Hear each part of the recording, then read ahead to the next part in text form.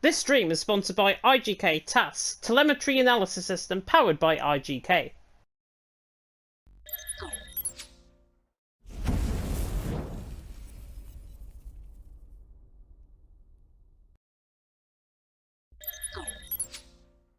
Good evening, everyone, and welcome along to TTML F1. We are here, of course, on a Sunday night. It is Season 6, Round 9 of the Championship, as we take the Mexican Grand Prix from the Autodromo Hermanos Rodriguez. My name is James Hay, going to be taking to the stream, as always, on a Sunday night. And joining me in the commentary box, as always, it is Mr. Luke Etheridge. Luke, how you doing? I'm very well, thanks, James. Good evening to you. Good evening to everybody that is watching at home or at work or wherever you're watching at the moment. Should be a really good race. Yes, both championships might have been decided last week in France, but the Mexican Grand Prix, I feel, always provides good action, plenty of possibilities for overtaking, especially as we are expecting our newly crowned champion to be starting from the back of the grid.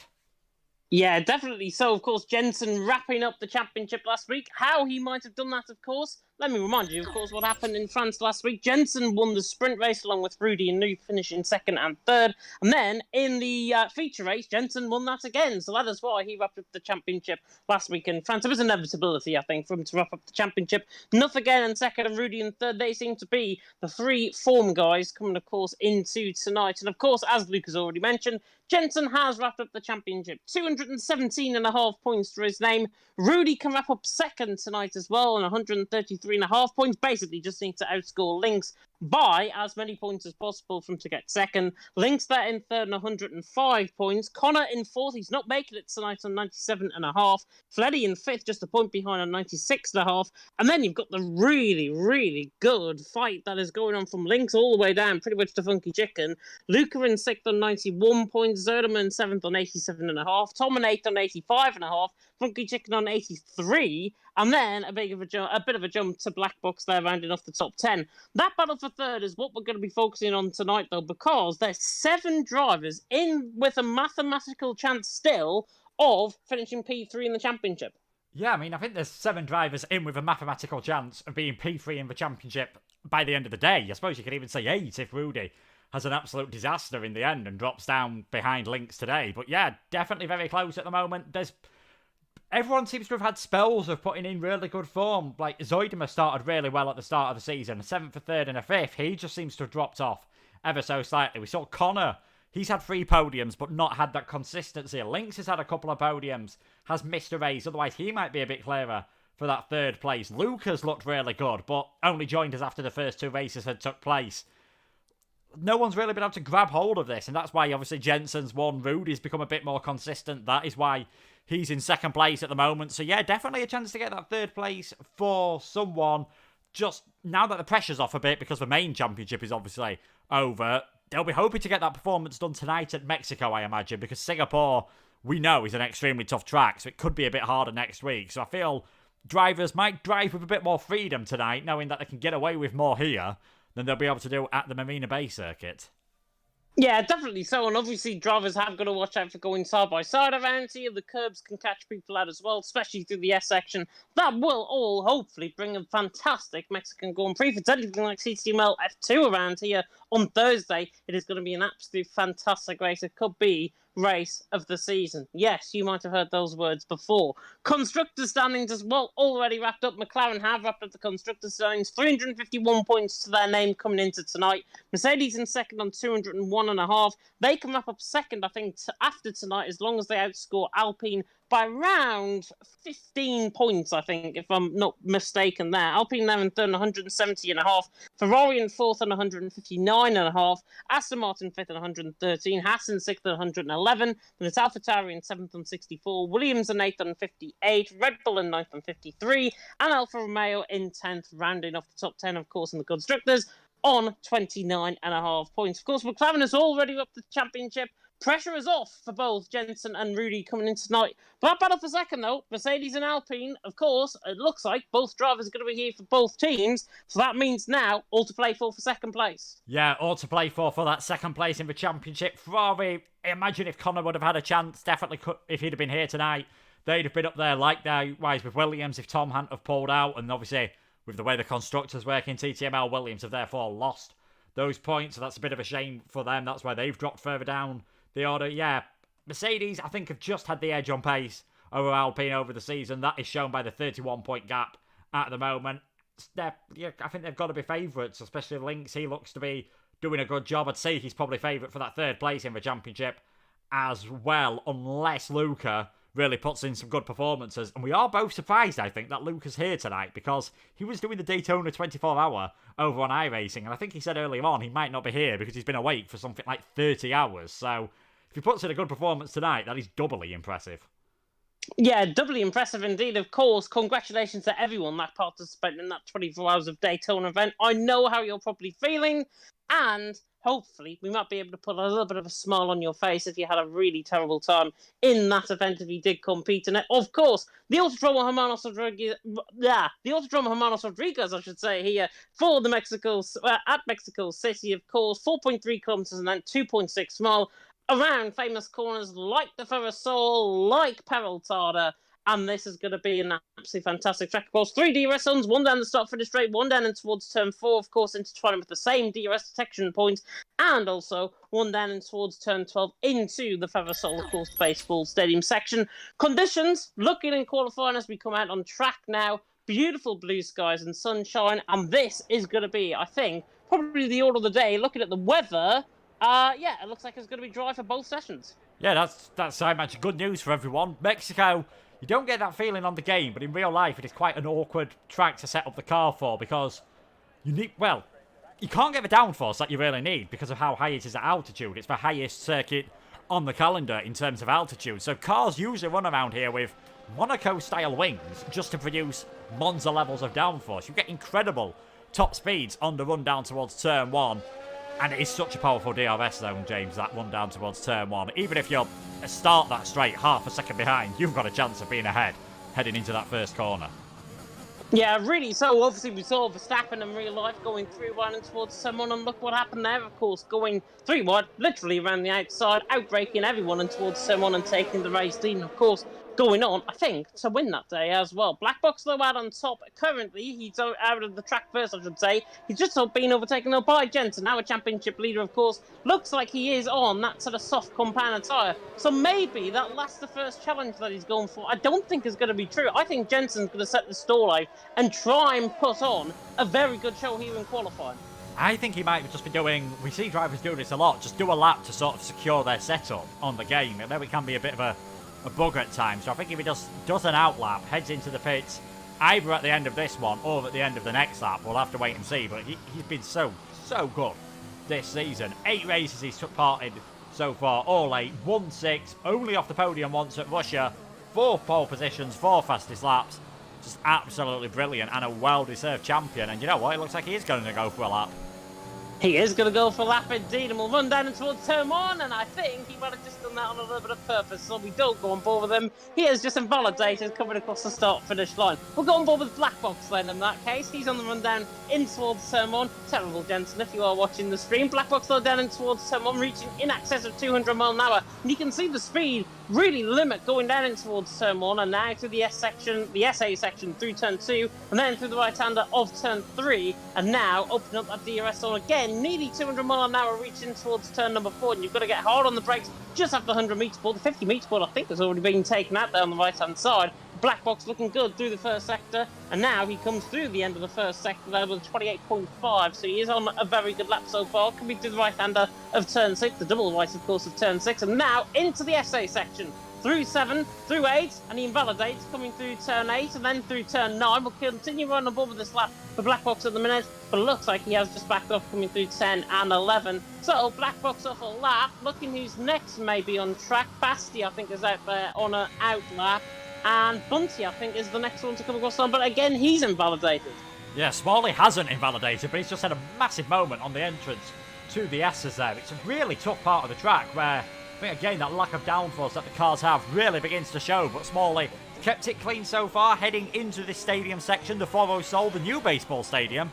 He's actually on the inside of turn number 1, 2 and 3, that little chicane there, but Smalley keeping it clean so far. We'll see what he does coming through the final corner. This is where you rejoin the old banked Peraltada corner. Smalley hugging that right-hand side, 117.021. I think we'll definitely see that get beaten throughout the session. Did make a slight mistake. Noof on a lap at the moment, and I think Zoidema doing quite well as well in the Alpine.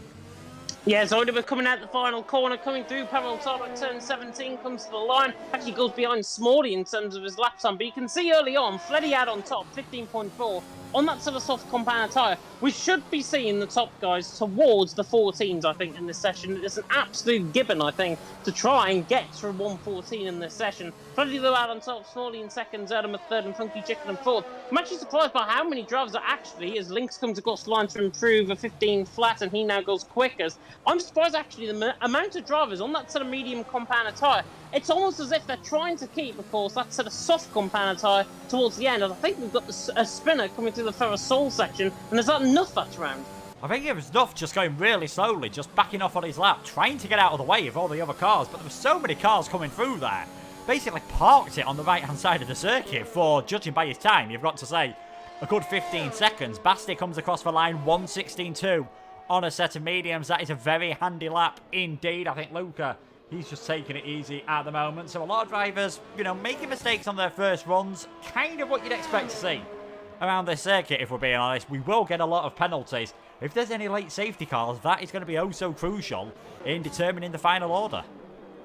Yeah, definitely. So I'm above the lap with Daniel. He set the purple first sector out of everyone through the first sector to 28.3, and that is significantly quicker than Fleddy through the first sector, a 10th up on Fleddy's time. So he is really a 10th up on everyone else on the field, coming through the first sector, now coming through the SA section of 10, and then to the left-hander of 11, and this will look very, very quick from Daniel, coming now through the middle sector, 55.7 combined time through the middle sector, but again, it's purple. He's sending us still like quite easily here. Daniel, 27.4 through the middle sector on that sort of soft compound time, now coming through 14 and 15, and then through Peraltado at 16 and 17, the former bank corner, of course, as Luke has already alluded to, this is going to be provisional pole. Daniel to the line, 14.7, we are into the 14s, but I think lap time's still probably going to be improved quite considerably.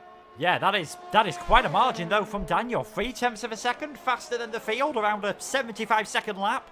Don't see that too often. He really had a good performance at the start of last race meeting at France. Good one-shot qualifying. 6th in the sprint race. Sort of tailed off towards the end of that, but struggled a bit in the main race, finishing in 12th place. But yeah, it looks like towards the end of the season, Daniel, who has taken part before in EML League 1 for the CPI team, it looks like he is starting to put a bit of form together, and that is quite a margin. Even with track evolution, I think that's put a few of the other drivers on notice that Daniel is a serious contender this race. Definitely. I'm watching Luca coming through the middle sector as well, and he looked very quick coming through the SA section. He's around 2-3 tenths down on Daniel's lap time, but he is coming through now into the Ferrosol, and this is where you can really make up the lap time here, coming through the Baseball Stadium section, and that already looks quicker than Daniel. Coming through the Ferrosol, coming through Peraltado at 16 and 17. I thought he was going to come into the pit lane, but how much he lost it coming through the final corner, but a big improvement in that final sector. Purple out of everyone, that's about as good as you'll get through a lap here. But Luca, 14.9, still off the time of Daniel by about a tenth and a half, of course. It was QRT Yola that took the win, that took qualifying, I should say, and the win, of course, in TTML F2. His lap time was, I think, of 1:13.8, if I'm not mistaken. So these drivers, I think, have got a lot to live up to in terms of that lap. I don't think we'll be getting too close to that. Well, who knows? We might do. We'll have to see. Some big names. Obviously, Jensen's not set a lap time, and we don't think he's going to. Rudy's second in the championship. He hasn't, and he's out-qualified Jensen on occasion. Let's not forget that fantastic lap at Canada. Good final sector, as we mentioned by Luca. The fast corners, I suppose a bit freer through sector 2, but any flat-out corners in an F1 car, that is not where you're going to gain the time. It's sort of in the slow stuff, getting the car rotated around, trying to lose as little momentum as possible, trying to scrub the tyres and scrub speed off as little as possible, especially with how the Pirelli tyres wear. So good final sector there from Luca. That might put you in good stead for the race if you can have a good run through there, because that's where the detection point is, and that gives you 2 bites at the cherry for an overtake into turn 1 and turn number 4. But we'll wait to see what he can do on another lap, as I think Rudy, he's going to be the first driver trying well, I think Noah actually, just ahead of him, who did miss last time. He's going to be the first driver to try a second run. Has had a podium this season. Interested to see what he can do around here. Yeah, nearly runs wide coming through turn 3. We've seen that with Jensen before here in this session, where he obviously run wide beyond the curve. It's looked good for the first sector, though, from Noah. 28.1, that's considerably quicker than the fastest first sector from Daniel. So we are beginning to get track evolution on this track currently. Rudy, by the way, through the first sector as well, 28.4. So he's actually 3/10 off Noah through the first sector alone. On the former IFR man now coming through turn 7, and then through the right-hand of 8, then through turn 9. He's looking very, very squirrely coming through here, through 10 and 11. That actually is quite perfect, to be honest, from Noah. Coming through the end of the middle sector, 55.5 combined. Again, purple middle, 27.3, as he comes out through into the Ferrosol at 12, and then through the Ferrosol itself at 13, 14, and then to the little kink here at 15, and then to the right-hander of Peril Tor at 16 and 17. Noah looks like he's going to go on provisional pole to the line, and he does, and it's a 14.444, not getting the devil out with a 6.66. But Noah out on top. Rudy, though, he has parked it just out of the Ferrosol. Yeah, I wonder if he made a slight mistake. He hasn't invalidated anywhere, so just wonder if he made a slight mistake coming into Ferrosol. Maybe coming into the, I think it's turn number 12, is it, at that end of, just at the end of Sector 2, because he was fastest of anyone in Sector 2. I wonder if he just went slightly deep at that part of the circuit. We are on board with Bunty now. He's yet to set a time, so it looks like this is going to be his first run in the session. Don't think it's going to be challenging the fastest times, and no, 5th position for now, just slotting in between Zoidema and Lynx. We are seeing quite a lot of track evolution. Who knows, maybe we will see a driver pop into the 1:13s. We took quite a while to get anyone going into the 1:14s. I think we're going to see quite a few improvements, as Boss Wanted takes a very wild run coming through turn number 3 there, keeps it valid, but will have lost himself a chunk of time.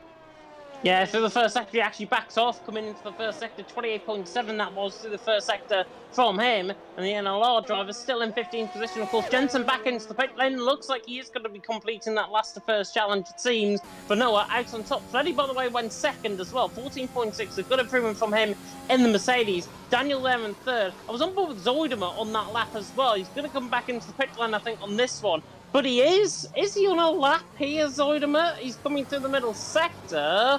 And he is on a lap, actually. He's 2/10 up. It's purple out of everyone once again through the middle sector. So Zoidema could put himself up towards Daniel Fleddy sort of area, I think, with this lap time, unless he dukes us coming into the pit lane, because he has got very low fuel. Now coming through Pavel Tada and Zoidema coming out at turn 17 on the run to the line. And that is just dirty. Dirty from Zoidema coming into the pit lane. Terrible. I think that kind of had an inevitability about it. That final sector did just look a bit slower. Rudy's gone into second place, 55 thousandths of a second behind Noah Jones at the moment on a second run on that set of tyres. We see that a lot on this game, but that's probably not optimal to be starting on that set of tyres. So he'll be hoping to get an improvement later on. Still just over 6 minutes, just over a third of this session remaining. Noah, Rudy, Fleddy fastest at the moment. See what Funky Chicken can do in the other Alpine. So Zoidema dive into the pits. Funky Chicken isn't. And he's going to slot just ahead of his teammate. 6th position for Chicken. A 1:14.949 out of the battle of those that are third in the that are fighting for third in the championship at the moment. Got to say, it's not looking that good for Lynx, down in 9th. But he is improving. Yeah, not looking good for Lynx. He's coming through the end of the middle sector. He's nearly 3/10 up into the Ferrosol. Now coming out at turn 12 and then towards the left-hander at 13. This is not looking that quick from Lynx, if I've got to be honest. But he normally makes up for it in the race in terms of his consistencies. He now comes out of the final corner. Hopefully not going to juke me like Zoidema. And now comes to the line. Nearly goes into the pit wall. 14.5. Good improvement in that final sector. Found a good 3/10 nearly in that final sector alone. Noah out on top, though. Rudy in second, Lynx in third. Lynx now a 10.5 off pole position. With 5 minutes to go in the session, I think we'll still see more improvements, as I think Boss Wanted has just gone 9th there in the 15 flat as well. But in terms of first down to 10th position, covered by 6/10 per second, which for Mexico, not too bad at all. Everyone else behind, though, I think needs to up their game, including Basti, who's coming through the end of the middle sector now, and he's looking quick. He's nearly a second up. Yeah, 9/10 of a second up at the moment. Very close to invalidating there. So Luca, he was looking quick as well. He invalidated coming through the S's in the middle sector. So I think if it wasn't for that, he might have been challenging towards the top of the standings. But Basti in the solo Red Bull tonight. What can he do as he comes across the line? 3rd position then, 1,000th of a second behind Rudy. It is getting incredibly tight at the top. Could well be one of those sessions. If your last carve across the line, you might have a chance of getting pole position. Yeah, definitely so, but if it's anything like TTML F2, Drivers set such a high standard in terms of their time, and it was very difficult for them to try and improve in the end. Apart from Jona, of course, and he went on that absolute perfect lap, of course. And actually, I will say this, F2 pole position is quicker than F1 pole position at this moment in time. So that just comes to show the level of lap that Jona actually set in that qualifying session. I think he said to me in that interview, he was only a 10th off his personal best on time trial. And if he was only a 10th up, surely he deserves a seat in F1 next season. Yeah, well, if he can get that line turned off, that's the important thing. That is the important thing, of course.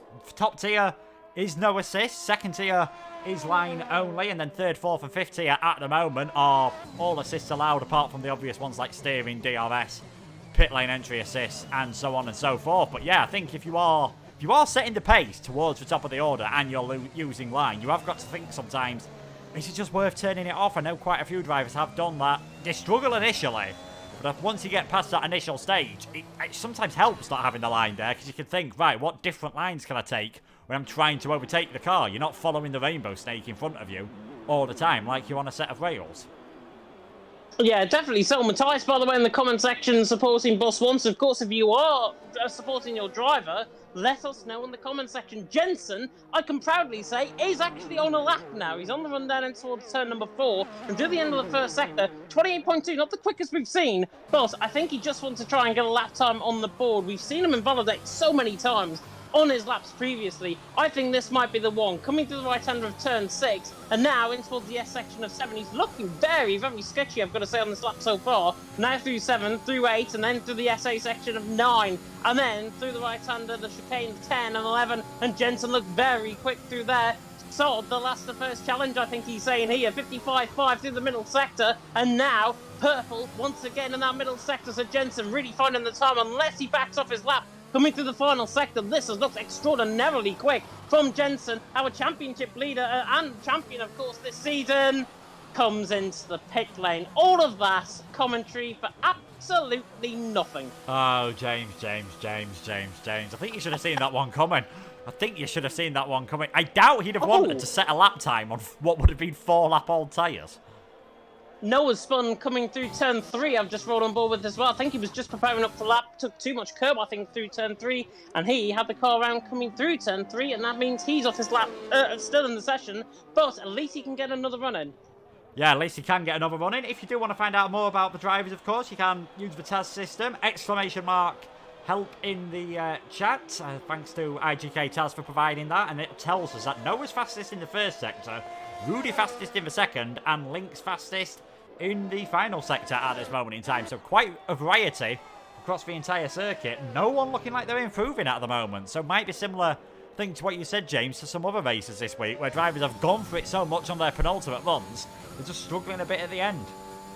Yeah, definitely. So I've just tried to use the tag, by the way, in the comment section. I don't think it worked, unless I got it completely wrong. Noah on top, Rudy in second, Basti in third. Rudy, I think, is on a lap now, and the McLaren will be hoping to try and improve above Noah. Of course, Noah's only got one more final bite of the cherry, but Rudy already up in the first sector, 900s up, and of course the Dutchman secured a very, very good double podium, I should say, last week in France, and now he has got the form with the constructors already in the bag. Can he can he get P2 out on track, of course, in terms of the standings? But Rudy now coming through the right-hander of 10, through the left-hander of 11. That has looked very, very quick through there again. I think he's quicker than Noah through the middle sector. He is 55.4. It's the quickest middle sector we've seen all night so far. He has got a little bit of traffic in the Red Bull of Basti just ahead of him, but luckily he's going to move on and preparing up for his lap as Rudy now comes out at turn 15 and then into World Peril target 16 and 17. It looks to me it's going to be provisional pole.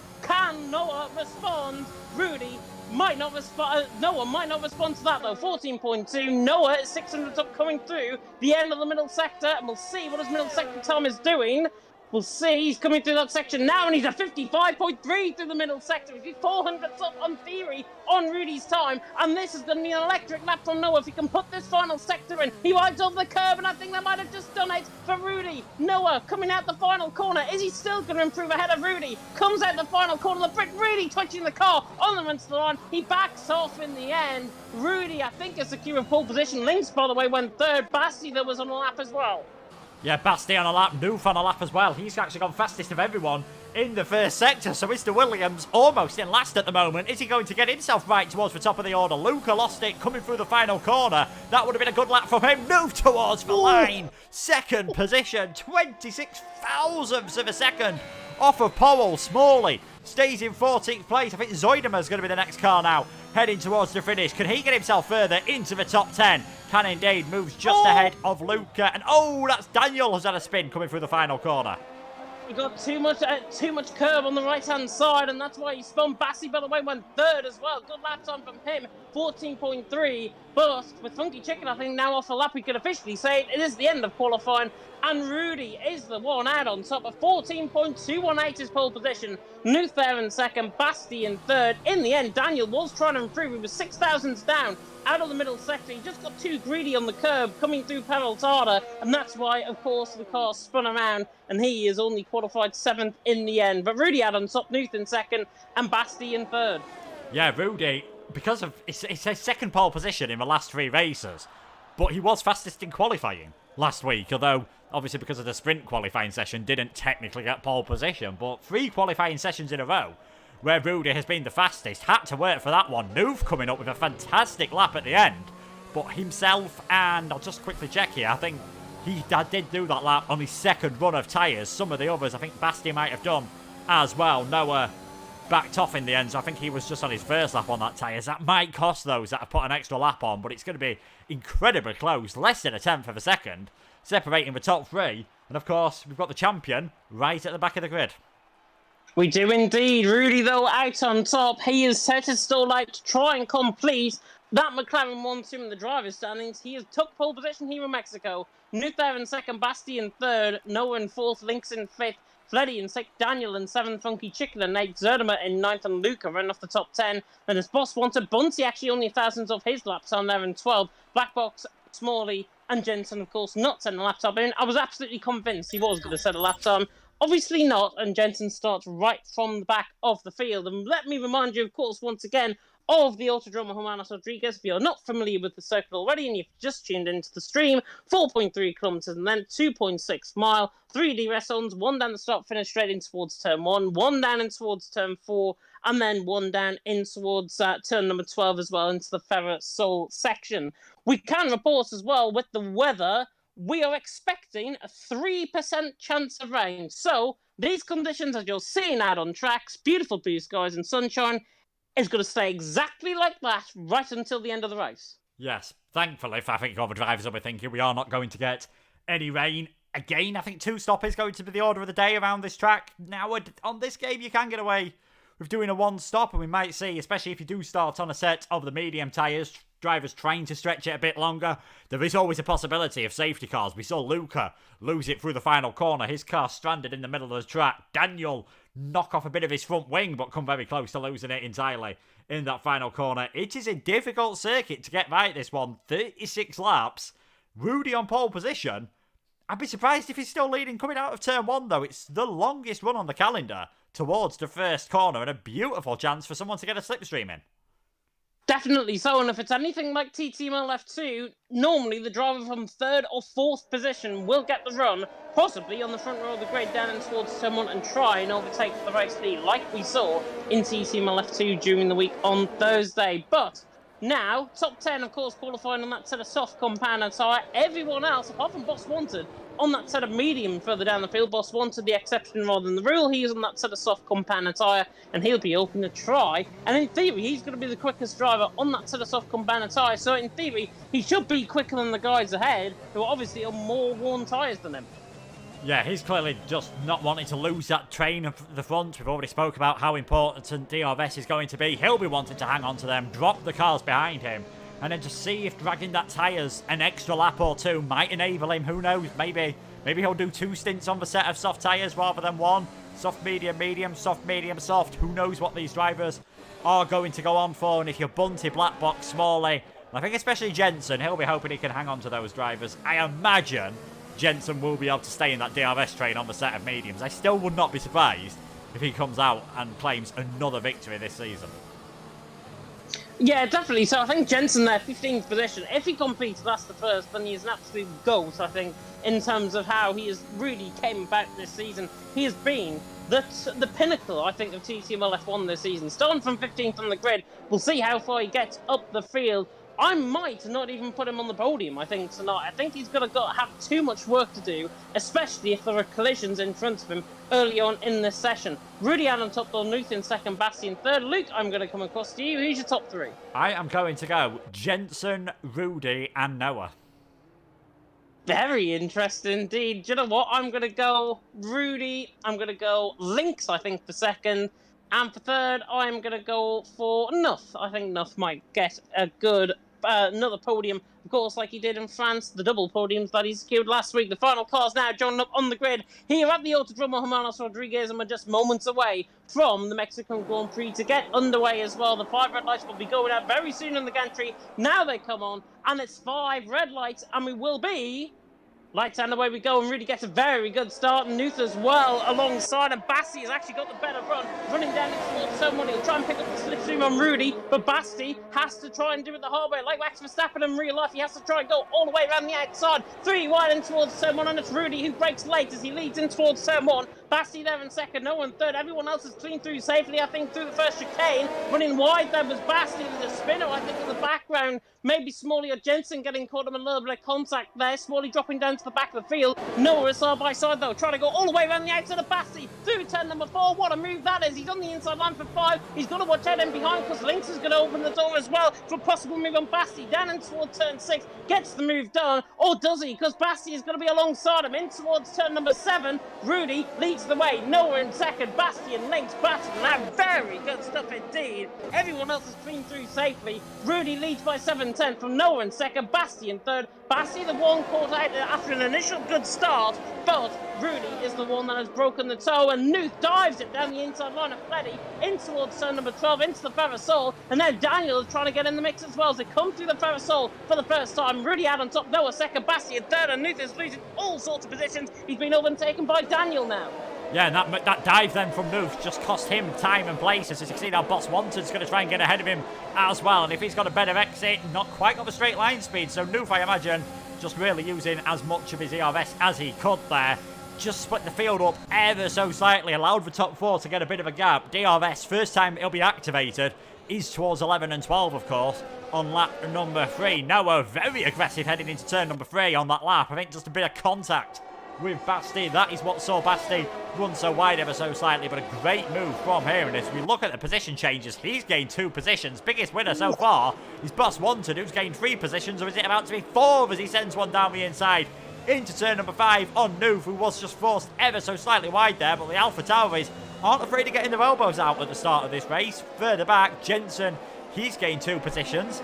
Let's not forget, Boss Wanted wasn't that fresh set of soft tyres, so exactly what you said, James. He's the fastest man at the start of this race and just got that bit more confidence on the tyres, as I think we saw Daniel running ever so slightly wide up ahead. Well, I think he made a push to pass there on Nuth, and Nuth now is probably going to be quite angry at him for not giving the place back. He's simply forced the way down the inside line towards turn 5. The gap has always got to close. He basically forced that gap open once again. A little bit of elbows out. Boss Wanted, I think, needs to give that position up. If he doesn't, he might see himself in the steward's office. Rudy though out on top, Noah in second, and of course we will not get that DRS until turn 12. Here on lap number 3. Noah closing in though, down towards someone. Not going to be close enough. Somebody that might be though. Black box on the back of Bunty. Look at the ERS he's using up. Down the inside goes the Aston Martin on the Ferrari. Is he going to try and outbrake him late? In towards turn number 1. And then through the left-hander of 2, and then through 3, and Black Box is ahead, and now Smalley is going to get a good run on Bunty as well. They're all falling of each other in behind. Black Box through and he's into 13th, Bunty through and down into 14th, and now Smalley just backs off, and he's going to remain in last position for now. But Rudy out on top, Noah in second, and Noah make a mistake just coming through turn 5 there. He's lost now a second to Rudy. Yeah, that could be crucial, of course. He won't lose as much through this part of the circuit. It's going to be really hard, obviously, for Basti and all the others to try and follow. It's really difficult there. Turn 12, you don't see too many moves, unless there is a severe tyre advantage, as I think Smalley and Bunty there were swapping around once again. But Noah looks as though he's hanging on at this moment in time. I think that's the nicest way of putting it. He is hanging on to the back of Rudy. Rudy looking quite good. He has used a lot of ERS, though. He's on about 20% at this moment in time. Noah Jones in around 40-45%. So I think Rudy just emptied his battery to try and break that 1 second window. And unfortunately for him, it has not been successful. They're all fairly spread out at the moment, so I don't think we're going to see any passes this time around. But you can just see how much time Noah gains there on the straight. All of a sudden, he's back within 3/10 of a second, and Rudy's gone slightly deep into turn 1.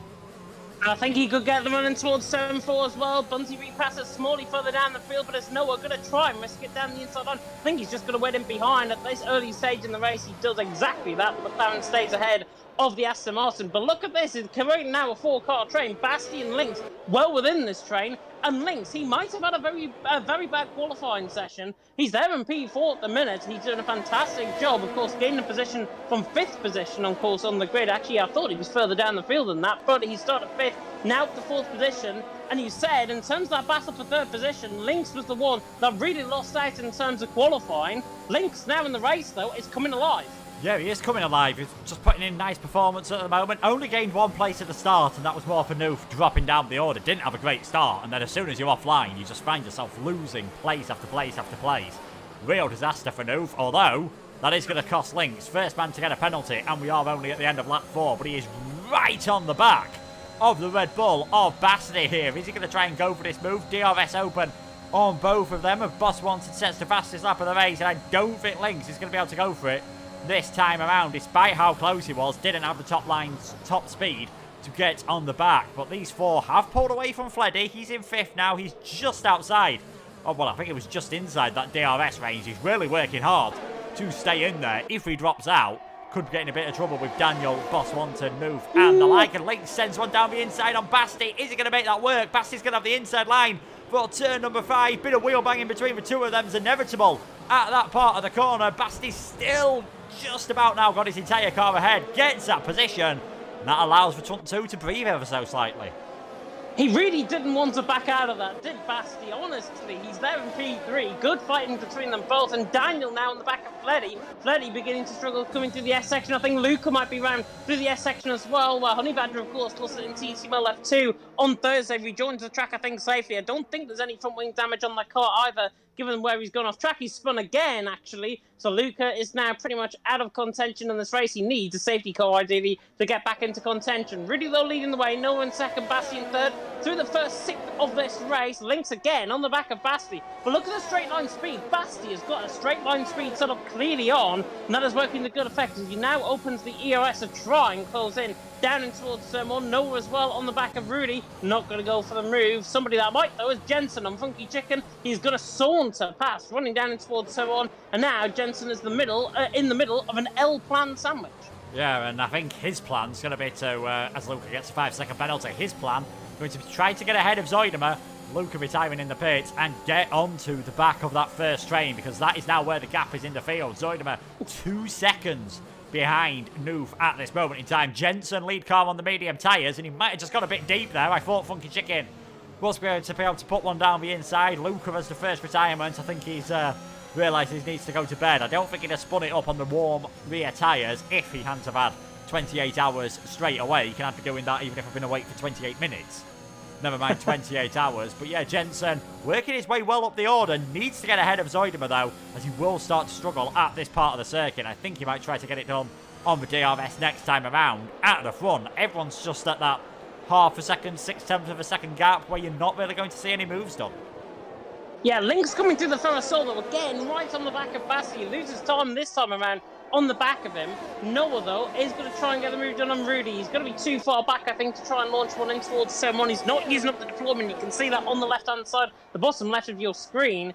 And Rudy stays in P1, Noah in P2. But the front 4 still trying to get away. Fleddy just within that DRS range of Lynx's own teammate ahead of him. And of course, Mercedes trying to wrap up second position in the constructor standings. Basti, though, was going to have a run at Noah. Down in towards for the Spaniard, tries to go all the way around the outside. Surely he's going to have the car alongside. He actually backs out the move, which is, I think, quite strange because the gap was there. He didn't want to go and pierce that gap down the inside. Noah now remains in P2, Basti in P3. There was a really good opportunity there for Basti to go past. Basti, I think, is just waiting and waiting until Noah possibly either makes a mistake or picks up a 3-second penalty and then he can attack. I think if it was lap 27 and not 7, that's a move that you go for. At this point in the race, whether he had enough of his car alongside to really go for it. I think if Noah had a chop to cross him, it'd been one of those where they'd both lost out and probably not had much of an opportunity in the stewards to gain anything out of it. Further back though, Jensen didn't manage to do it into turn number 1, but did it into turn number 4. He's now up into 9th place. We'll see how quickly he can get onto the back of this train in front, but not having the DRS is really going to cost him. He's 1.8 seconds behind Nuve coming onto the straight. It'll be interesting to see what that gap is at the end of the straight. Boss Wanted getting close to Daniel. I wonder if we're going to see a move here. The two Alpha Tauris possibly swapping around. Boss Wanted on the inside line into turn number 1. Gets it done on the brakes. No, Daniel able to hold it off all the way around the outside, but I think he's just compromised his own run. We saw this, I think, last time out in France for two Alpha Tauris battling extremely hard between each other, and in the end, Daniel stays in that 6th position. He does. No love lost between the Alpha Tauris as well. Of course, Alpha Tauri chasing down that 2nd position, and actually Boss Wanted. What a switchback that is! Down the inside line, in towards turn number 5. That was the switchback of the century. Quite literally. Boss Wanted through, and he's into P6. Not often you see a move like that, and when it's done like that, it's just world class. Boss Wanted through, and he's into P6.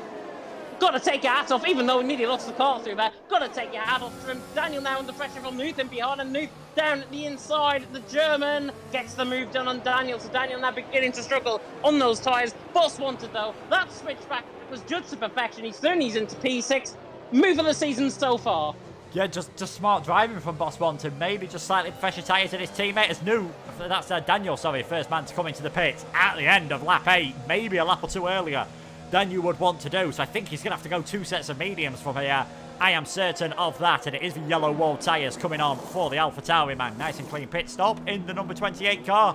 He's out again. He will be in stone dead last place. Jensen gained 6/10 of a second on Nuve last time around. Basti all on the back of Noah Jones again. Is he going to go for the move this time? He backed out round the inside of turn number 5. Noah just braking ever so slightly right. Basti's still got the car alongside. A lot more of it. This time down the inside he goes. A bit of wheel banging causes him to lose traction. I don't think he's going to stay ahead. I think Noah is just going to hold on to that position. That time he was a lot closer. That time he went for it. And if it wasn't for the physics of this game and that loss of traction, I think he'd be in 2nd place now. Yeah, I think he should have just been a little bit smarter. Just stayed in behind Noah and then attack him down the straight. I think the straight is going to be the key overtaking point, of course, on this track here in Mexico. But Basti tried to force that down the inside line, and then Noah, quite simply, I do not know, by the way, how they didn't make contact coming through the exit of turn 5. I was on board with Basti, and there must have literally been about 3 inches apart from wheel rim to wheel rim. It was absolutely unbelievable, the amount of racing there. But Rudy leads the way on to lap 10. Noah in 2nd, Basti in 3rd, Link's there in 4th, and Link's now all of a sudden getting back into contention for this front 4. Fleddy, Bus Wanted, Nuth, Jensen, Zoidema, and Funky Chicken Ball join a big train. Speaking of Nuth, he's going to try and go down the inside line on Boss Wanted, down in towards someone. Boss Wanted says, you know what, at the position, but Nuth goes well out wide in towards turn 1. Now through turn 2, when the gap spawns up once again between himself and Fleddy, and Boss Wanted is going to try and get the run, but not close enough because Nuth used a bit of deployment to pull away, and he's through and he's into P6. Yeah, I think after those first few laps of the race where Nuve really found it difficult, he started to recover all of a sudden. No one reacting to Daniel's pit stop last time. He's 23 seconds off the lead of the race at the moment, so we'll just see how that gap falls, because it wouldn't take a lot for Daniel with how close things were. Jensen's only 3 seconds off the lead at the moment in 8th place. It wouldn't be too much to see the undercut and Daniel get onto a potential provisional podium place, or maybe even provisionally in the lead. I think we'll see a few more cars maybe coming to the pits this lap or next lap.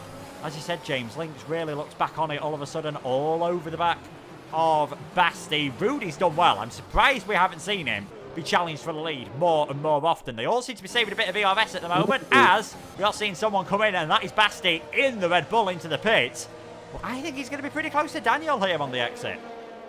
He definitely will be. Basti coming into the pit lane, yellow wall tyre on. That is a set of medium compound tyres, of course, if you're unfamiliar with the tyre system here. Noah, by the way, is going, I thought, for the race lead. I thought down in towards someone who was going to get him. He doesn't. Boss Wanted also into the pit lane, putting on that yellow wall tyre. Bunty and Smalley are side by side, and Basti is going to come out ahead, I think, of Daniel. He is going to be ahead of Daniel by quite a margin, in fact.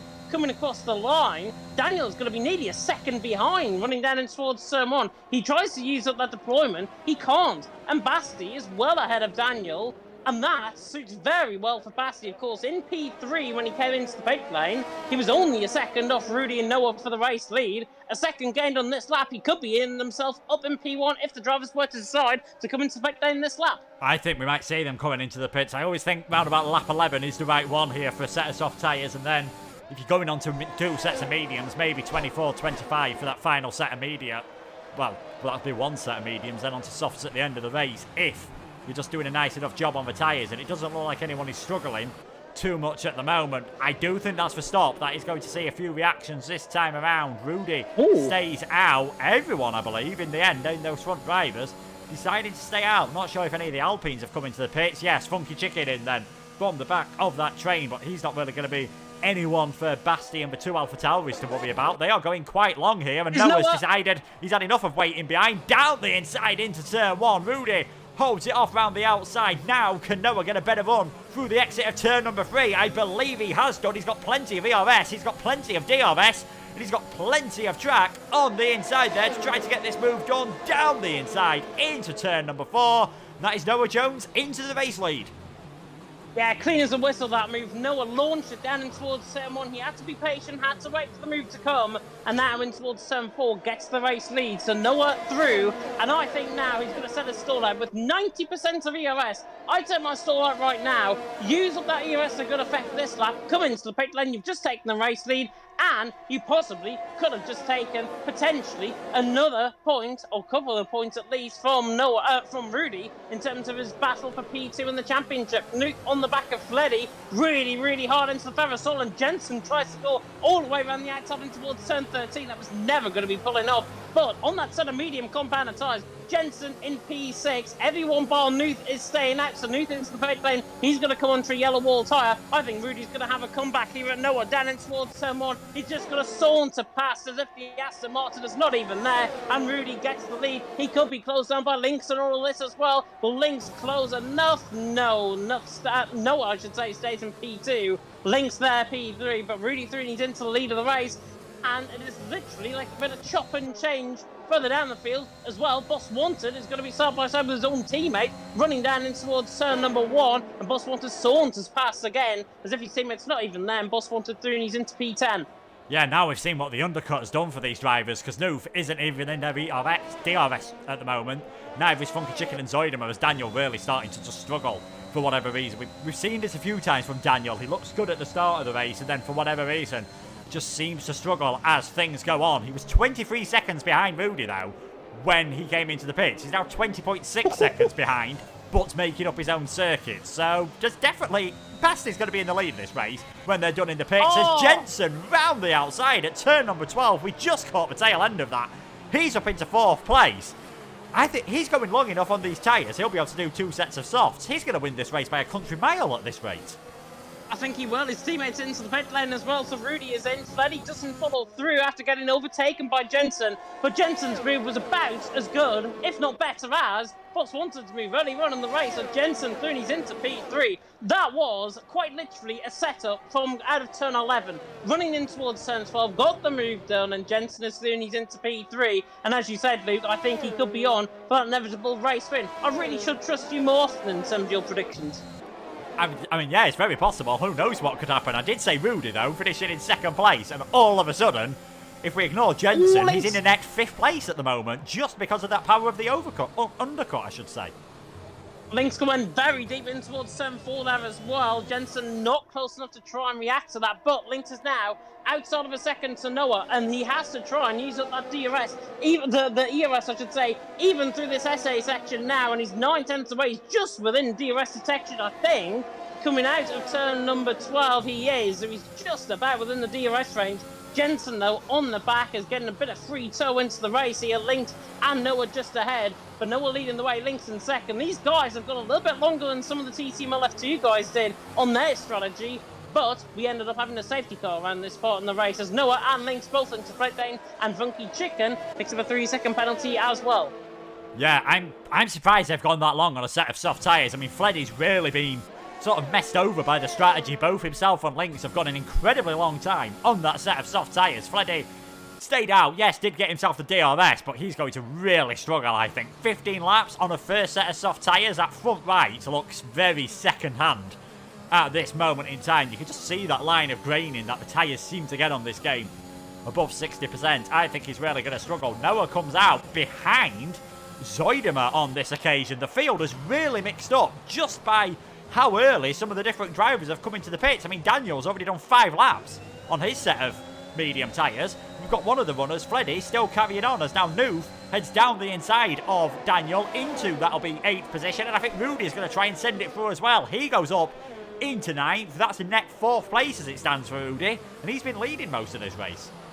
He has been leading most of this race, but it comes to show how potently undercut actually is around here at Mexico. Rudy there throwing his into P9 was opportunistic as Blackbox gets overtaken by Bunty, and Blackbox, I think, made his own mistake coming through the S section. Really hope they didn't try to go side by side through them. One of them had to take the escape road, but Bunty there 4th, Blackbox there in 5th. Of course, 2 very good friends from another league that I commentate on a Tuesday night. Jensen though leading the way. Fleddy into the pit lane from 2nd. Blackbox still trying to pressure Bunty in for a bit of a mistake. Run out of the final corner at Peraltada, but Nuth right close now to the back of Boss Wanted. But Boss Wanted out of the final corner pulls nearly a 10th away. Out of the final corner alone. They're going to be through, of course, on Fleddy. Fleddy's going to drop all the way down the field. And can now the German come at Boss Wanted down in towards turn number 1. He pulls alongside. He is going to be alongside. He's going to dive it down the inside line. Daniel Ricardo, who knew through and he's into P6. Yeah, after a bad start to the race, all of a sudden it's not looking so bad for Noof. He went quite a bit longer than than the Alpha Tauri, so I think it's pretty clear. Daniel's coming to the pits again.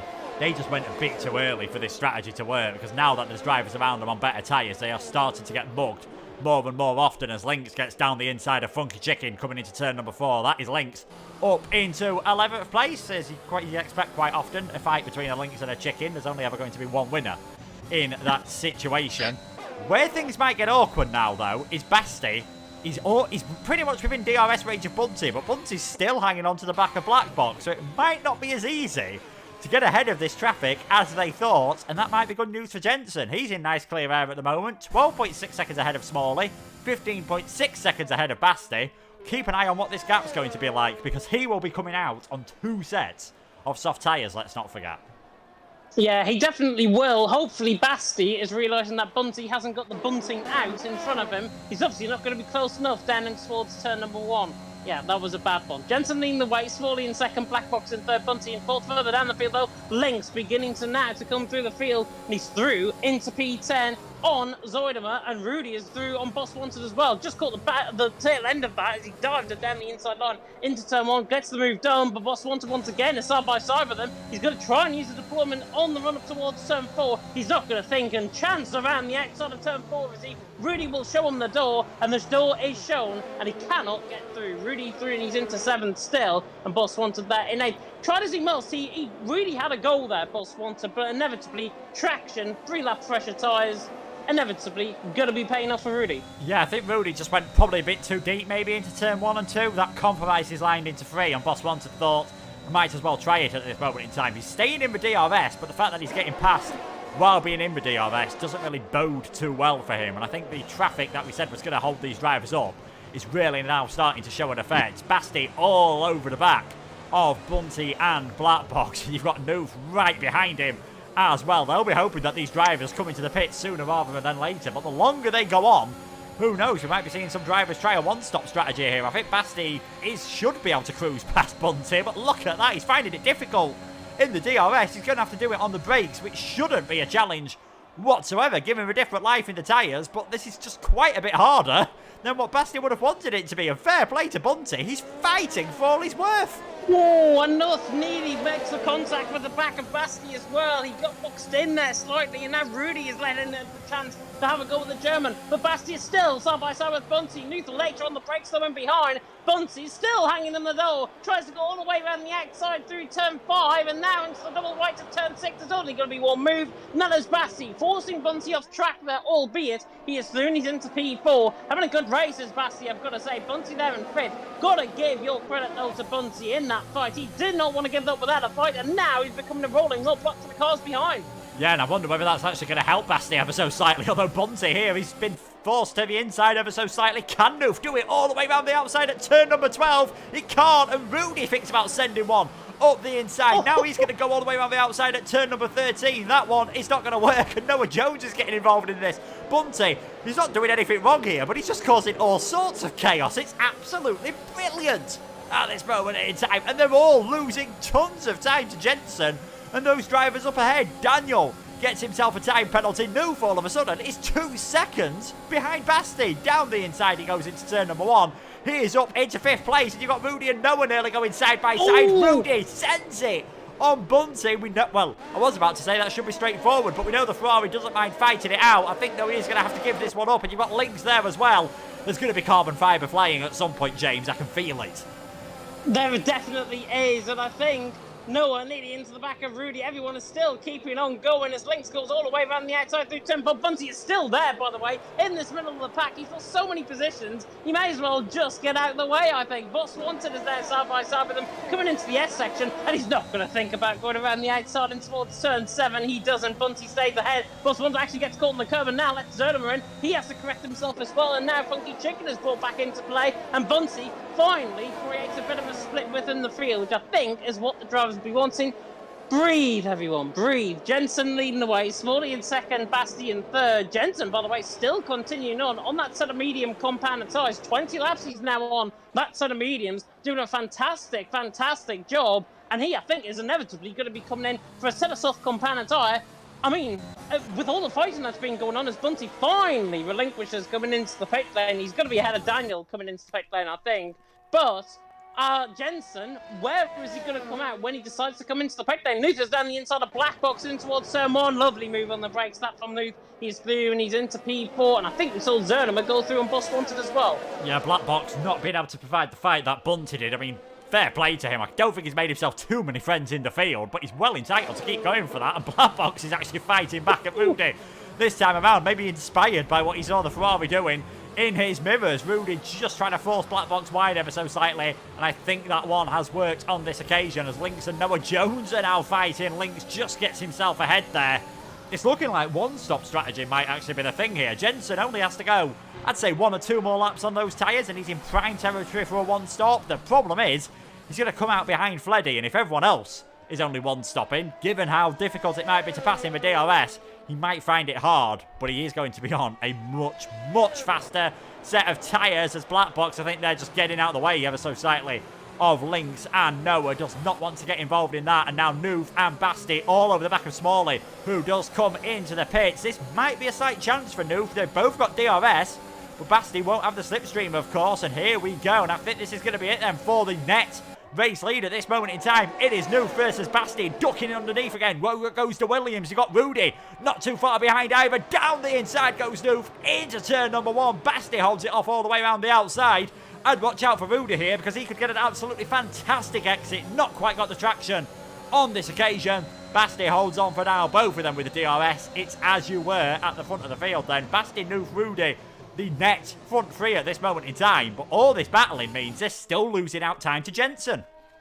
Yeah, Lynx, Noah, Zodimer, Boss Wanted, Funky Chicken, Black Box, Fleddy, welcome to the party, I think, in terms of this battle for the lead. Nuth, though, is now in net P2. Basti, their net lead of the race, and Basti has got double the amount of EOS as Nuth has in behind, and he begins to try and pull away, coming through the S section, through in towards the Feather Soul at turn 12. Jensen leading the way, still yet to come into the pit lane, continues on for at least 1 more lap. Basti there in second, Nuth in third. And do you know what Jensen's stall is? I think he's going to go to around lap 24, put on a set of soft compound tyres. 12 laps on that set of soft should get you home. Knowing Jensen's tyre wear, he might even go quick on them as well. Basti is now under pressure though from Nuth, in behind, and now the German. Can he close in? He's derating though down the straight, and that is the problem. Why he can't overtake this time around, it could be a little bit easier. It's now Basti to the outside line, Nuth on the inside line, and Nuth will get the move. Down in towards turn 1, he gets the net race lead out on track. Nuth takes the lead, Basti in second, but with everyone falling over each other, Jensen is actually gaining time on the cars behind. Yeah, I think quite a few laps ago I said Basti was 15 seconds behind him. He's now 16.3, and most of that has been, lost some of that with Bunty, gained it back, and then I think lost it battling with Black Box, Noof, Rudy, and the like. What is good news for Basti, Noah, and Zoidema, and Jensen, none of them have got penalties at this moment in time. If we do check the penalty situation, 3 seconds for the majority of the field, 6 seconds for Boss Wanted, 9 seconds for Bunty and Daniel. It just looks like Basti is having a few connection issues at this moment in time, just jumping ever so slightly. Noof's really been able to get away on this lap, though. He's almost already got that gap to a second. Won't quite do it, and that will allow Basti to just fight back. But this might just keep the Williams safe in that second place for at least another lap, and we'll see whether Rudy can challenge Basti ever so slightly. Drops back on this occasion. They've got to try and work together now, and I don't know if they want to work together to try and stop Jensen winning this race, because he's going to come out behind Fleddy, admittedly. He'll be a long way down the order. That's the only thing that I think is going to stop Jensen, is how awkward is it going to be for him getting through the field. If he just cruises down the inside into turn 1 every lap, he might still take this victory, as Funky Chicken is going to cruise down the inside on turn 1 on Boss Wanted. That's the Alpine into 8th. Yeah, nice move that from Funky Chicken. He's into P8, still within this battle as well for the lead of the race. Of course, Nuth and Busty still yet to come in sprint. And Jensen, though, is losing lots of time now. I think this is the lap where he's got to try and pit it. I can certainly see front wear on the right side, certainly a bit of wear on that tyre. And actually looking at his tyre, because I can check the damage on the TAS system, 69% on the front left, 61% in terms of his tyres on the front right. Everyone is still continuing on without no damage as well. I've got to be honest though, Boss Wanted tyres are looking quite aggressive at this late stage in the race. He's on 11 lap tyres, you can assume. Basti's probably on the same, as Jensen is finally into the pit lane. He's going to be, I think, around about 5-6 seconds, I would say, maybe off Fleddy and Boss Wanted, but that time is obviously going to be eaten into. Depends, though, how quick he gets out the pit lane, and it's going to be very quick by the looks, and we'll see where Jensen is going to filter out. The pack is coming through the final corner there. He could filter in maybe in front of Funky Chicken, coming across the line. There's Funky Chicken, there's Fleddy, there's Boss Wanted. Ignore the 6 seconds that I said. Jensen is right behind Boss Wanted coming out the pits. Yeah, Jensen a lot closer than I think what we all expected to be. Apologies, we do seem to be having just a few little lag spikes every now and then with drivers heading all over the track. Hopefully, it fixes itself, and hopefully we get 12 laps of absolutely brilliant action at this moment in time. Oh, Boss Wanted, I think, nearly losing the car there, and that is Jensen up into 9th already. If they keep making mistakes, it's going to be even easier for Jensen.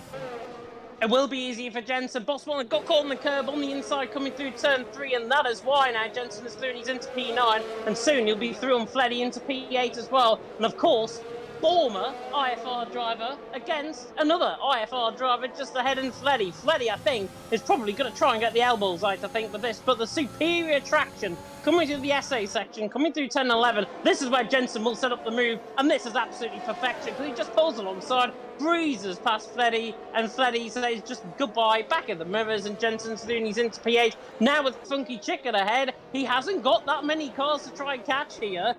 Is Jensen on for the race win with 13 laps to go? Well, he's got no penalties.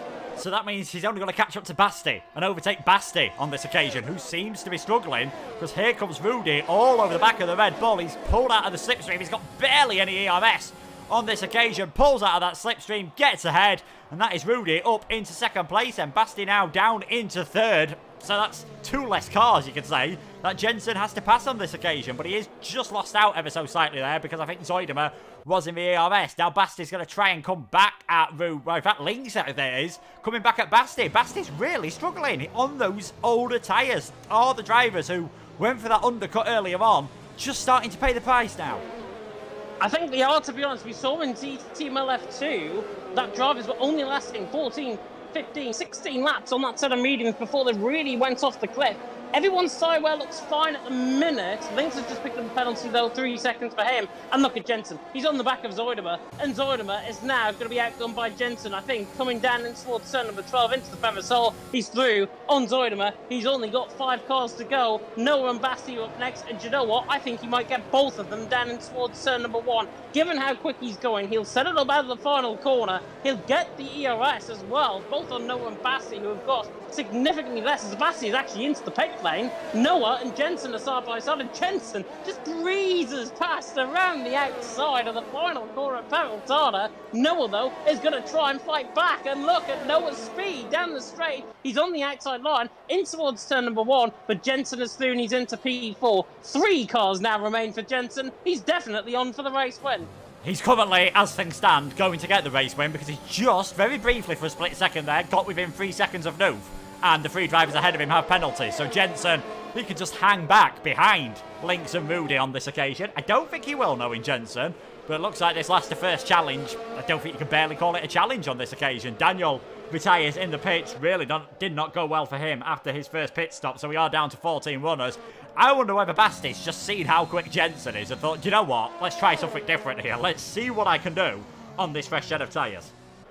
But he's well behind Smalley as well. He's 5 seconds off and probably out of contention for at least a top 8 finish. Jensen, though, down the inside into the Ferrosol. That is a late-breaking move to save it, and he's through and he's into P3, using those tyres up to good effect. But you've got to try and differentiate between your setup and, of course, the tyres. That yellow flag, by the way, in the first sector is for Daniel's AI car coming out the pit lane. Again, really unfortunate that we do still have this little bit of a hindrance for the drivers. Jensen, though, on the back of Rudy. Rudy weaving down the straight. I think that intention is clear. He's going to let his teammate through and have got to orchestrate a move down towards someone. Might not even need to move out of the way as Jensen's through and he's into P2. And now, literally said, in 3 laps ago, I literally said, can he win this race? 3 laps later, we're in a position where he's going to be winning this race. 1.6 seconds off the back of Nuth. How far can he get clear of P2? I reckon he could easily pull 5 or 6 seconds by the end of this race, to be honest, James, without even breaking a sweat, and that's before the penalties. It could be double figures in seconds by the time the penalty has been added to Nuth. A man who's not in too bad of a place at the moment is Noah Jones and also Zoidemer. They're the only other 2 drivers, barring Blackbox, who is quite a long way back at the moment without any penalties. So you never know here, as Noah just cuts the inside there and just gets himself his first penalty. So Zoidemer, don't know if he could just hang on to the back of Noah Jones, and if we see some more battling, could well still get himself a podium in the Alpine. Definitely think he could, to be honest. He's doing a fantastic job there, and 6th, of course, FT champion last season. Funky Chicken and Fledio having their own private battle in 7th and 8th, and you never know, we could get a late safety car that turns the race completely on its head. Jensen, though, is on the back of Nuth. And I will say this now, this has been probably one of the most dominant drives through the field you'll ever see in TTML history. Jensen is through, and he's into the lead of the race.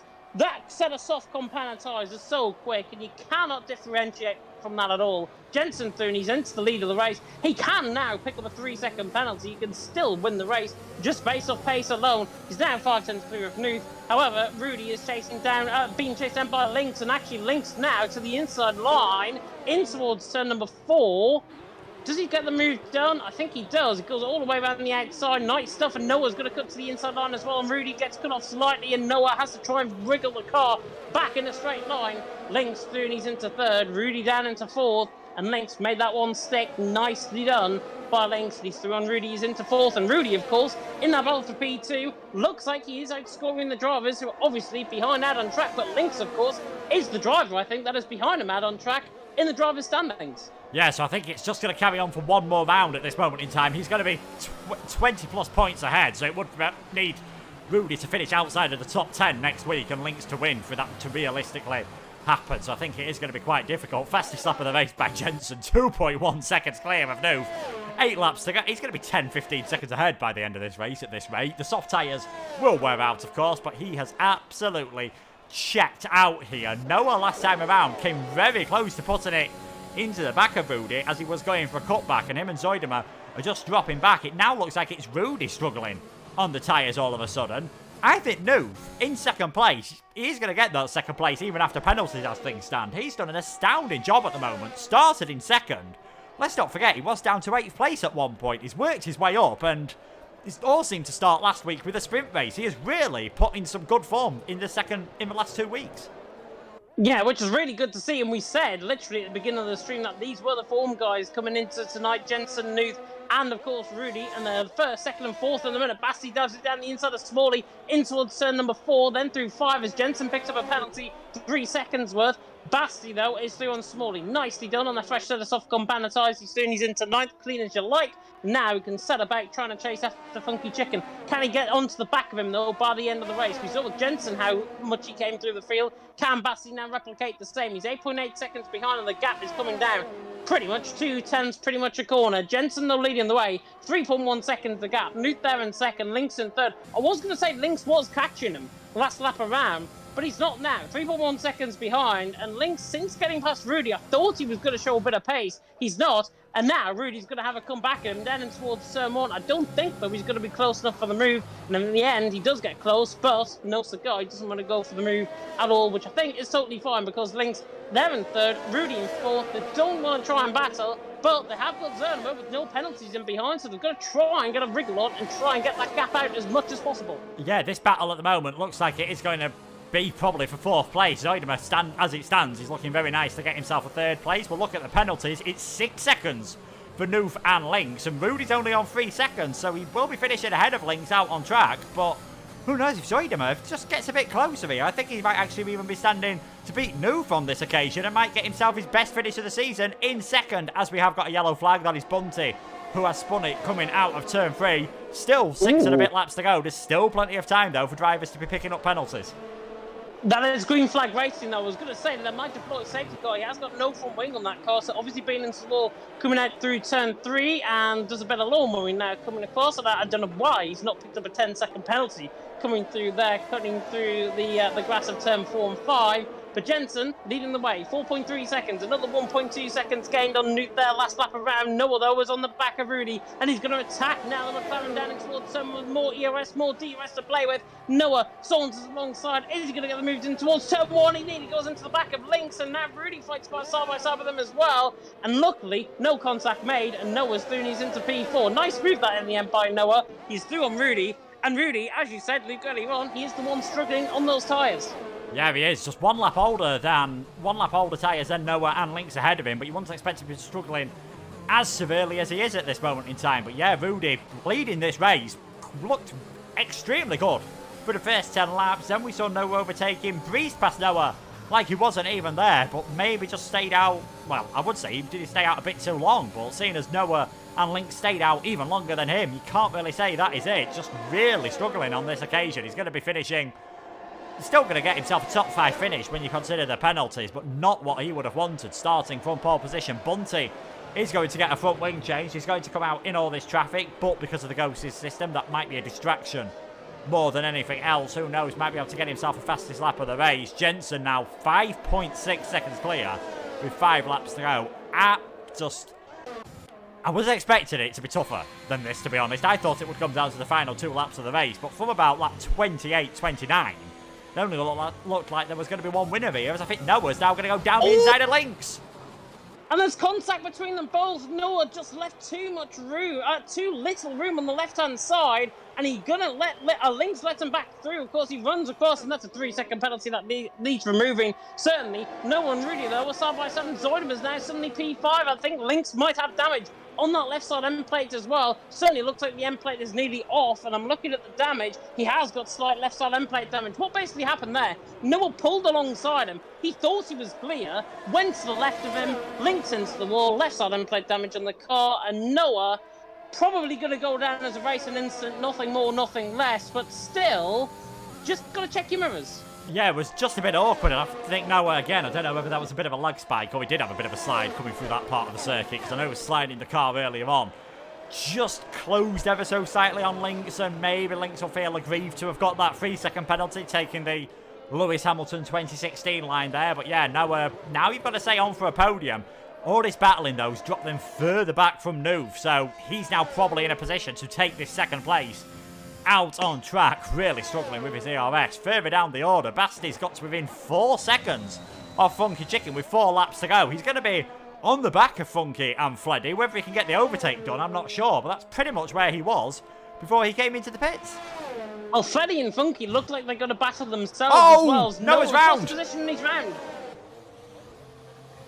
He is round coming through turn number 3, and I'm not sure if there must have been contact there between Rudy and Noah. Didn't really see that from my perspective, certainly, but Rudy there 3rd, Zoidema 4th, and Lynx in 5th position, and now that opens up possibly Basti to get that top 8 finish that he so desperately requires. The penalties ahead, including Lynx with a 9-second penalty. Basti now looks on for top 8 finish at least as Funky Chicken picks up a penalty. Noah picks up another penalty. He's the one now struggling, and with that rear end, he's really losing the car. I'm not sure if he got caught on the curb on the inside or if there was damage. Looking at the task system, there was no damage at all on that, so I think he might have just caught on the curb and spun himself. Yeah, I think it was coming out of turn number 3 there. We don't know, just caught the end of it. Don't know whether there was contact with Rudy at all, but if there was, we know what it's like on this game. You just need a minor bit of contact and it can send you around, especially if you're the car almost on the inside. Tends to let the front spin it around very easily. Zoidema now with the DRS open with no penalties. Can he get onto the back of Rudy? And can he stay close enough to Noof? He's currently 5.6 seconds behind Noof. If he's within 6 seconds, he'll be getting a second place in the Alpine. And I don't think either of us would have expected that at the start of the race because he was in the lower part of the top 10. Pitted fairly early on alongside his teammate, but there's been so much battling going on, and we said if you keep it clean on penalties, you're going to be in a pretty handy situation. And Zoidema is going to, at least you'd imagine, get a podium out of it, might even get second. Yeah, qualified P9 in the end, of course. Zoidema is now up to 4th position and on for potential podium as he gets right onto the back of Rudy. Looking at his tyres compared to Rudy. Rudy, unfortunately, his tyres aren't working on the TAS system. Zoidema, though, 55% on that rear right tyre, looking very good, currently out on track. And Zoidema will, of course, get those tyres toward the end of the race. Rudy trying to pull out a little bit more, a little bit extra in that McLaren. Basti, by the way, on the back of Noah, running in towards turn 12. The Parasol gets very, very close indeed. And now, could he launch and move down towards turn 13? No. Gets a little bit screwed. He got caught on the curb, and now he has to stay in behind Freddie Noah for at least one more lap. Jensen now 10 seconds clear nearly. It's 9.1 seconds the gap. It's going to be 10 seconds going on to the final lap. It's been an absolute dominant drive in the end from Jensen. I think the word dominant will be getting used quite often in TTML F1 if he resigns up for next season. But Jensen out on top, Newton second, Rudy in third. However, further down the field, everyone's still filtering through as Noah gets onto the back. Oh, as Basti launches it down the inside line, realises that Noah made a mistake, and now at the inside of turn 3, no contact there, and Noah forced out wide, sliding by Basti, and Basti's nipping no room at all. There's nearly a little bit of contact between the boat. And now the Red Bull and the Aston Martin goes side by side in towards turn number 4. Surely it's going to be Basti's move down the inside line. Noah will try the switch back to perfection like he did earlier on in the race, but he doesn't as Basti holds the line. Noah trying to go down the inside line there. Basti closed the door, and that was inevitable. Yeah, I think Noah, he did well there, and just from the angle I had, it looked like he had enough of his car alongside to maybe be given a bit more space, but Basti on those fresher tyres, I think, was always just going to shut the door, unfortunately, for Noah there. So he's now up into 8th place. Could still get himself a 6th place, and that is another time penalty for Noah Jones. What looked like, I think he might have hit the wall there as well. What looked like a good result earlier on, unfortunately for him, is all gone wrong in the final part of this race. He's not got any front wing damage, but he's a long, long way down the order. Jensen, though, final lap of the race, 10 seconds clear. He is. I think Zoidema got through, by the way, on Rudy coming through Ferrasol, and now he's going to attack him for definite down on the outside line in towards Simon. Breezes past him, and that was well judged by Zoidema through into P3. He has picked up a penalty, of course, as a result. Fleddy as well on Funky Chicken through, and he's into P6 as well. And Funky certainly had his fair share of battle with Basti now and behind, going to try and get the move done then towards 4, but they're both a bit squirrely, and I don't think Basti is going to be alongside. Saying that, though, commentators curse down the inside line on Funky Chicken. Basti goes, Funky Chicken realises he's there, and Basti's through, and he's into P7. However, it has been a simply dominant drive from Jensen. He might have a goal score in his way coming through the Ferrasol, and actually puts him off. Coming through the Ferrasol, Bunty is there like the rolling roadblock as always, but it has been an absolute fantastic drive with the confetti now flowing through the Ferrasol, now through Peraltada. The Mexican Grand Prix is going to go with the way. Jensen follows up on 2 wins last week. He takes the win here in Mexico. An absolute domination drive, and he splits the field apart. Nuth round the final corner, the German to finish in 2nd position. He's done very well, and to get another podium, of course, is absolutely key. But will he get that podium, of course? Zoidema across the line in 3rd, Rudy there in 4th, and I think that is our podium finishes right there. Links there in 7th, Fleddy finishing in 5th, Basti 6th, Funky Chicken 7th, Links in the end in 8th. Boss Wanted, Smalley, Black Box, Noah Jones, and Bunty still to come across the line. Bunty's still going on the final lap by the looks. Noah gets a 10-second penalty for corner cutting through Peraltada, and he's now come across the line to finish in P12. And I think Black Box nearly ran out of fuel, I think, there, coming around Peraltada. I think he nearly did. But Jensen wins, Newton 2nd, Zoidema in 3rd. 14 seconds at the end of this race, Jensen was ahead. Again, we said we're going to use the word domination quite a lot. There's no other word we can use. Superb performance there by Jensen. Bunty ends up retiring from the session on the final lap of the race. That means he's not going to get any points. He doesn't. He crashes, I think, through the SA section, coming through turn 9. Jensen, awarded the in-game fan driver of the day. There is Bunty's car, by the way, just coming on the right-hand side. Crashed through turn 11. And Jensen gets awarded driver of the day by the in-game fans. We know who we're going to be giving our driver of the day to, certainly. It is Jensen to the top step of the podium. He might have wrapped up the championship victory, but now this is just getting on a new level, on a different level of performance. Jensen wins once again and extends his championship lead. He's already wrapped up the championship, of course, and now he can let the champagne flow going into the final round in Singapore. Yeah. I mean, I wonder whether we should now try and force it to do a last to first there, because clearly here it was just too easy for him. I wouldn't mind seeing that, to be honest. I wouldn't mind, but around Singapore could be quite impossible. Jensen, though, out on top. From Nuth there in second. The German drove very well indeed. Zoideman there in third, drove well from ninth as well to third. Rudy there in fourth, Fleddy in fifth, Basti in sixth, Funky Chicken in seventh, Lynx in eighth, Smalley in ninth. Boss Wanted ran off the top 10, and it's Black Box Noah. Bunty, who obviously crashed out of the race late. Oh, Noah, by the way, had 19 seconds worth of penalties. Bunty had 21 in the end. Daniel and Luca both DNFing alongside Bunty, so 12 finishes here tonight. Jensen out on top, Nathan second, Zoideman in third. Shall we attempt to try and get the top 3 in? We shall. I'm just going to try and get them in now to the commentary box after what was a scintillating race here at Mexico. So much action going on, and I think in the end, I don't think Jensen needed that bit of help he got from Bunty and some of the others, just holding up the rest of the pack, but just like a hot knife through butter at the end of that race. There was no stopping Jensen. No stopping Jensen and Dean. He's just in the Discord as well. Those softs felt insane all the way to the end, which makes you wonder how on earth they're going to be feeling, of course, going into the final round of the championship in Singapore. Can they stop Jensen, of course, on his march to inevitable dominance, I think, within TTML F1, certainly this season, possibly into next season as well. Hopefully we will get the top 3 in. I can certainly see Jensen is in the waiting room at the minute. We are waiting on as well Zoidema and Nuth to join. But Luke, before, of course, we get into the interviews, we have to talk about driver of the day. Surely it's only one person. Yeah, I think, again, we're going to have to go for that boring choice of going with the winner. Jensen, last to first by some... I mean, I've seen people do it before. Don't think I've ever seen anyone quite do it by such a dominant margin, though. Yeah, absolutely fantastic. I'm not sure if, by the way, if we'll have the same glitches before as we had on the waiting room, of course, but hopefully we might be able to speak to them. If not, I will get dragged over by Luke inevitably, which won't be too bad. And there we go. Drag James over to the waiting room and let's... try and get them in. Oh, and actually, we have been transferred over to the waiting room. And we can now speak to at least 2 of our top 3. And of course, it is Jensen out on top once again. Luke Etheridge predicted you for P1. You got P1. How dominant was that?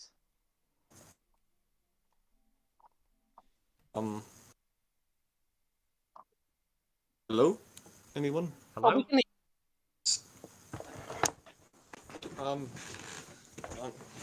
Can you hear us, Jensen? Sorry, my internet is being very bad. Hello?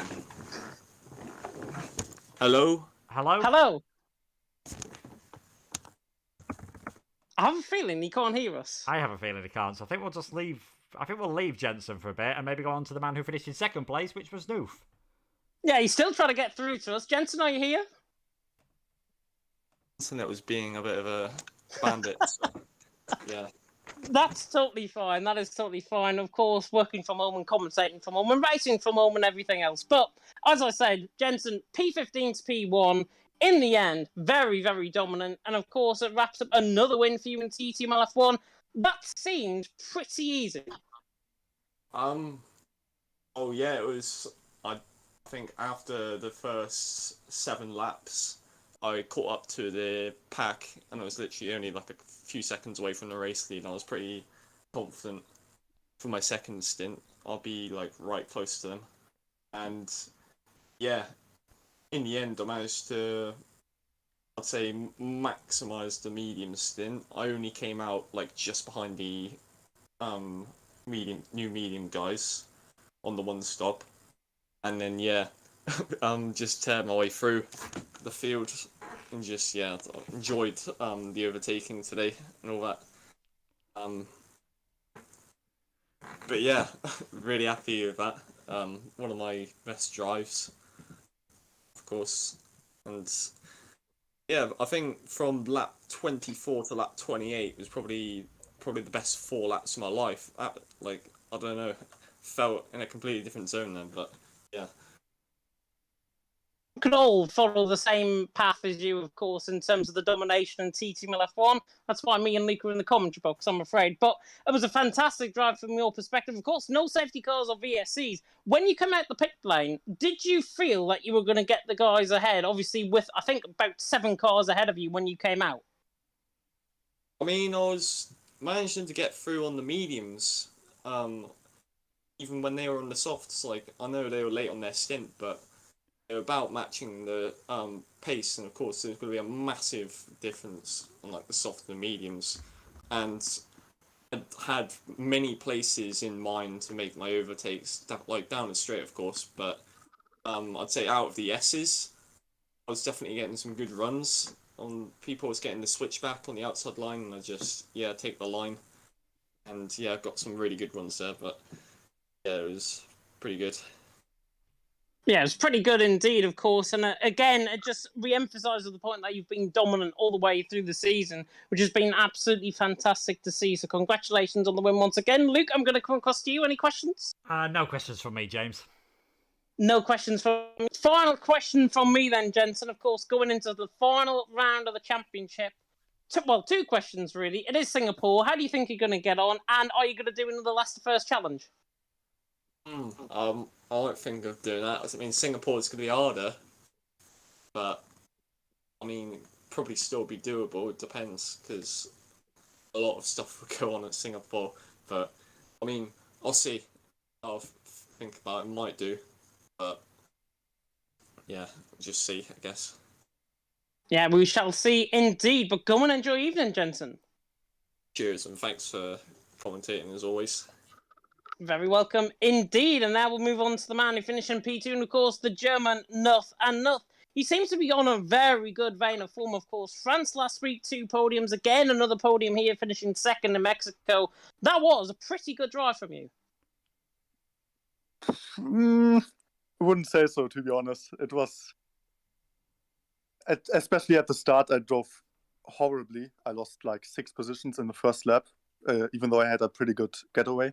I just missed my braking point completely for turn 1, and then made some stupid moves, which only made it even worse. And then I pretty much just got lucky with how everything played out, and obviously with the undercut as well. Yeah, undercut was absolutely so potent, I think, in terms of your performance here tonight, obviously finishing in P2. Talk about the battles that you had earlier on in the race as well, because you said you lost 6 positions pretty much on the first lap alone. And Luke said, of course, I think you were P8 at one stage. So how come you've ended up in P2? I think because some people made mistakes, on one hand on the strategy, but also generally the pace wasn't that good. Basically, we fought at the end of the train, and we still managed to stay with them. And that pretty much showed me that the pace at the front wasn't that good, which is also shown by Jensen pretty much being right at the back of us. He gained like a second or so in one lap to catch back up into the train. So yeah, obviously Jensen absolutely rapid today again, absolute dominance. But I also think it was partly due to the train generally not being that fast, people taking it relatively safe, and I think that also brought me back into the game, because on the undercut I gained a few positions. People were driving 2 stops for some reason, which also gained me, I think, a position or 2. And then I pretty much just had luck with overtaking those guys who were on a 2-stop. It was pretty much just me and Rudy cutting through the field, and I just had more luck at that. I had a few more overtakes at points that were good for me, and Rudy had to back out of a few moves. So I was out of the DRS at that point, and then I just pretty much pushed to try and get out of the penalty area. Yeah, and you obviously pushed enough to get outside of 3 seconds of Zoidema, and you obviously finished in P2 in the end. Luke, I'm going to come across to you. Any questions? No questions from me, James. Final question from me then, Nuth. Of course, Singapore next week. How do you think you're going to get on? I don't know. I kind of like Singapore in this game, but also I haven't driven it that much yet. So just going to wait and see. It's going to be interesting. Going to be very interesting. Well, hopefully you can pick up another podium again next week. Who knows where you might end up, of course, next week. But go and enjoy Eden. And now we'll move on to the man who finished in P3, and that, of course, was XL Zoidema. And Zoidema, fresh from the 24 hours of Daytona, I may add. Congratulations on the 13th position I think you picked up in your split. P3 here tonight, though. Were you expecting a podium coming into tonight? Yeah. First of all, thanks for the Daytona race mention. I know this is a good track for me, but I wasn't expecting anything because I just only did like a few TT laps before the race because I was just tired from the Daytona race, so I didn't really want to do any practice, I guess. So I wasn't expecting something good, but I know this is a good track, so you never know, and there's always people with loads of pens. And I was quite surprised in the race that I was just, it was easy to stick in the train. As Knut also mentioned, I don't think the pace was that quick at this front because it was quite easy to stay in there. And then I just took advantage of people's pens and people's mistakes and people's bad strategies and stuff like that. And that's basically the story of my race. Yeah, that seemed to be, I think, the key to obviously you getting through the field in the end. Obviously, other drivers having a battle and obviously fighting quite aggressively towards one another. As I say, you always expected to maybe be on the podium, of course, tonight, finishing in P3. Looking at your tyre wear as well towards the end of the race, you had 61% tyre wear, I think, at the end of that race. Talk us through how they felt, of course, in that set of mediums. Do you feel you could have got a little bit longer looking back on your strategy? The tires felt okay, to be fair. Like I'm not really sure how the rest their wear was, but I normally have pretty good wear, and I know that strategy for me is normally not a problem because I always have good wear, and as long as the setup feels nice on worn tires, like I don't really have many problems with tires feeling bad at the end of a stint. Yeah, and obviously you managed that very well indeed. I think you were 10% less in the end than Nuth just ahead of you. And of course, he was on the same compounded tyre as you, albeit I think a lap or two, maybe longer or a little bit later than that. Luke, I'm going to come across to you. Any questions? Yeah, congratulations on another podium this season. That's your second one. You've still got a chance of getting third in the championship. How would you rate your first season in F1 in no assists? I mean, thinking that I can still get third seems good, but I think this was a pretty inconsistent season. Like I had a few good moments, but I had too many really bad races. So I'm not really happy about the season, but thinking that I can still get third, that sounds better than it was. Yeah, it's definitely. I think it's been very close for that third place at the moment. I'll pass you back over to James. Yeah, final question from me, as always. Singapore next week. How do you think you're going to get on? Pace-wise, I think it will be quite good because it's one of my better tracks. But it's Singapore and everything can happen. And there's always carnage and strategies and traffic damage. So I know I have good pace there, but it's always a lottery there. Yeah, it is always a lottery there, and I think it's going to be the survival of the fittest. Hopefully, nobody instructs a Brazilian to crash out in 2008, like obviously it did then. But Zoidema, of course, go and enjoy your evening. Thank you. Very welcome indeed, and that marks the end of the interviews. Big thank you, of course, to Jensen, to Nuth, and to Zoidema for joining us for the driver interviews.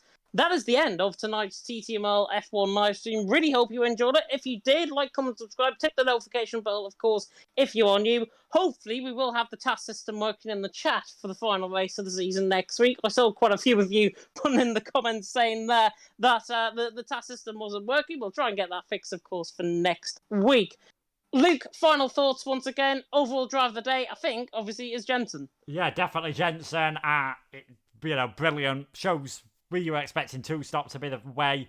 Turns out 1-stop is actually pretty comfortable now. I think like it is on all tracks. I think it maybe just Canada's the sole track where you try a 2-stop now on this game. But yeah, brilliant job from Jensen. Fantastic recovery from Noof as well. Kept his head down to get P2 after a bad start to the race. And Zoidema kept it clean right up until the death. And if it wasn't for that, he'd have got second. But third place still a brilliant result. I think everyone on the podium, Noof and Zoidema sounded not the happiest, but still I think fairly happy with how things gone. Jensen obviously I think more surprised than everything about just how easy he found that race. Yeah, it was very easy, and then in the end, of course, without the penalties, he won by 11 seconds. With the penalties, 14 seconds. Is there anybody going to stop him going into Singapore next week? You can find out, of course, on League Racing TV, live and exclusive. Sunday evening is the place to be. TTML F1. But, of course, more action to come during the week. CWC happening tomorrow, then it's TTML GT on Tuesday. And then EML Premier returns along with League 1 and League 2. And that is, of course, at Wednesday at 7 p.m. and 8:30 p.m. UK time. And if you do want to watch a championship battle next week, TTML F2 is going right down to the wire. It is Yona against Jorg for the championship victory. Tune in, 8 p.m. UK time. Myself and Pepsi going to be taking you that. Of course, F3 also live at 8 p.m. UK on Thursday. And then Friday, once again, is F4 and F5. And then we're back live, of course, next Sunday for the final round in Singapore. So really hope you can join us for that. And I've been James Head. I've been Luke Etheridge. Thank you so much for watching. And until next time, goodbye.